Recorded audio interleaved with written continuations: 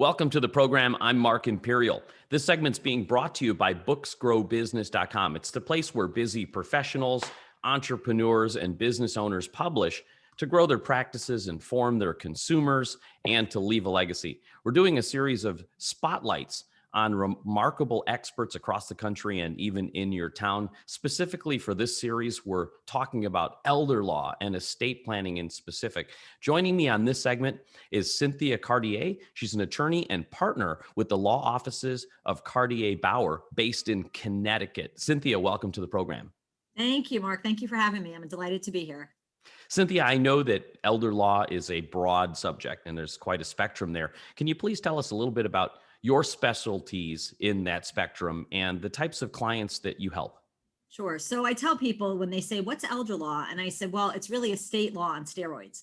So in addition to doing the essential estate planning from simple to complex wills, trusts, and probate, we're also dealing with things such as asset protection, Title 19. So how do we either protect or qualify for Title 19, which would be money or benefits to pay for long-term care, nursing home care, care and assisted living communities, things of that nature.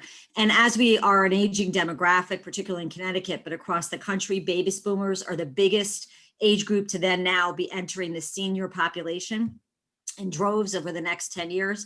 The long-term care needs are great because we're living longer, but unfortunately not as healthfully as we get into our elder years. So elder law has become really a hot area of the law for many firms and for folks in the needs out there. So that's what we do.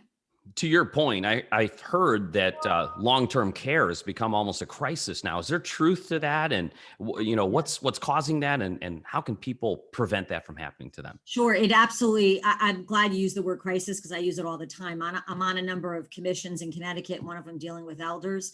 And I feel, very passionate that, we're not preparing people for the next steps of their lives. And the reason for it being a crisis is because of the fact that, as I said earlier, people are living longer, but as they live, they need help, right? So we get into our 80s or 90s, God willing, and we start to need help with, they call it essentials of daily living, all right? So things like, I hate to be gross, but dressing, bathing, things of that nature, because our bodies are breaking down, right? So we need help. We get senior illnesses, Parkinson's, Alzheimer's, other dementia, and folks are needing help to provide that care. What's also happening is years ago, I'm a big Italian family. My grandmother lived upstairs or downstairs. This one lived down the street, aunts and uncles, and we all took care of each other in our communities. No longer is that happening. People are moving all across the country, all across the globe. So we don't have the family members there to take care of our seniors. So we're relying on other people. So that's part of what's happening too. So are there a lot of myths or misconceptions out there as far as that are preventing people from being properly prepared? I know aging is a sensitive subject. Well, I think the biggest thing, sadly, COVID sort of shed a spotlight on the nursing home community, which for the wrong reasons, right? Because we had a pandemic, but it actually was great so that we started highlighting what's going on with our seniors in these communities. But I think the biggest thing that prevents that I hear all the time, just in basic estate planning, is people feel that if I draft my estate plans, I'm going to die. Well, I'm here to tell you, you're going to die. But you're just not. But if you don't prepare, you're going to die in a way or age in a way that doesn't prepare you, right? So I think part of it is the fear of our mortality, Mark, and just thinking, oh, it's not going to happen today. I'll deal with it tomorrow. From Main Street to Hollywood, we don't like to think about people getting older, right? Look at the health industry. People spend billions of dollars on healthcare remedies and Botox and looking younger. So no one wants to think about the things we need to do getting older. Again, as I said, the baby boomers are really going to change this and have already started to do so because they're aging gracefully. They're looking at ththings, and I think it's shedding a lot of spotlight on it. Cynthia, have you noticed people making mistakes in their planning or lack of planning, in this day and age? I hear people hear myths and misconceptions like, oh, I have a will, isn't that enough? And things like that nature. Are there other mistakes that you see people make?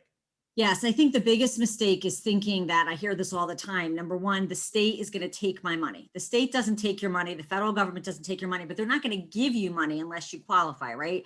So people just assume that no matter how much money they have in the bank, oh, the state is going to pay for my nursing home care, or Medicare pays for nursing home care. That's not the case. So I think the biggest mistakes are that people wait until an incident happens like they have a situation, a medical situation or an aging disease, and all of a sudden they're panicking because the cost of healthcare, Mark, their long-term care can be anywhere from $10,000 to $15,000 a month in a nursing home. So if you were presented with that bill, all of a sudden, now remember, you can't work, you're starting to use your funds. So the biggest concern is, how do I pay for this? And that's the problem, is that people aren't sitting down thinking about it early enough in order to prepare for the long term. So if this has raised alarms for folks right now, what are the first steps for people to take to start to get prepared if they don't know where to start? So I think the first thing, not that because I'm an elder lawyer, but I think the first step is to meet with counsel, to go over your basic estate plan, and with somebody who has a specialty in elder care, that you can talk about your goals for long-term care. What is it that do you have a long-term care policy? What are your resources? I always tell people you should have your team of professionals, an accountant, a financial planner, and a good attorney, just to sit there and help you prepare financially, emotionally, spiritually for the next stages of your life, and look at all these options. And I think the more gathering information is key, and knowledge is key, and getting all of that information to talk about where you want to go and how you want to live your life. Whether you're single, whether you're with a spouse or a significant other, all of that also plays a role in long-term planning as well. What inspired you to specialize in elder law? How did you get started? Well, I'll be honest with you. So I started out I was a bleeding heart liberal, wanting to save the world and be a criminal defense lawyer. So here I come, 25 years later, full circle, and I'm doing elder law, but I still think I'm saving the world. But it's sort of, I fell into it, if I can say. I spent many years doing litigation, regulatory work in the insurance field, and dealing with departments and agencies. When my partner and I opened our firm almost 10 years ago, and we looked at our respective backgrounds, this whole concept of elder law was coming up in the forefront. And I said, this is an area I can have such an incredible impact because of our respective skill sets. And I love doing the transactional work. I love working with people. I love working with the regulatory piece, which deals with government agencies. And it really fell into place. Plus, and from my own personal perspective, I'm sort of that sandwich generation. I'm 55. I have kids, 10, 8, and my son's 18. And then I have a father and an aunt who are in their 80s. So I'm changing diapers on both ends. I'm like kidding, changing that, but I'm really doing that on both ends. So having this skill set and knowledge has really allowed me to help everybody in the community I live, and I love it. So in a way, I've come full circle. I do feel like I'm changing the world in my small little world here. So it's kind of wonderful. As you mentioned, the pandemic has shined a huge spotlight on the lack of information needed out here for people to prepare. So you certainly are doing your part in helping people in the world. Cynthia, for folks that are listening right now that resonate with the message, they're in Connecticut and perhaps can use your help specifically. How do they find out more, learn from you, and connect? Well, you can go to our website, www.cartierbauer.com, or you can give us a call right here at 203-458-1477.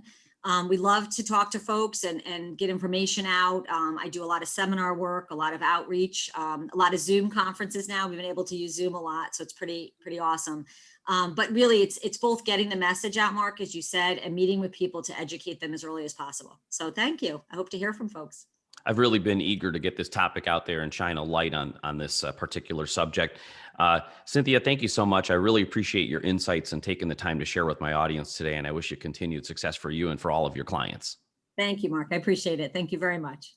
Cynthia Cartier, she's an attorney and partner with the law offices of Cartier Bauer, based in Connecticut. And this segment's been brought to you by booksgrowbusiness.com. It's the place where busy professionals, entrepreneurs, and business owners publish to inform their consumers, grow their practices, and to leave a legacy. That's all for now. I'm Mark Imperial, and thanks for joining me.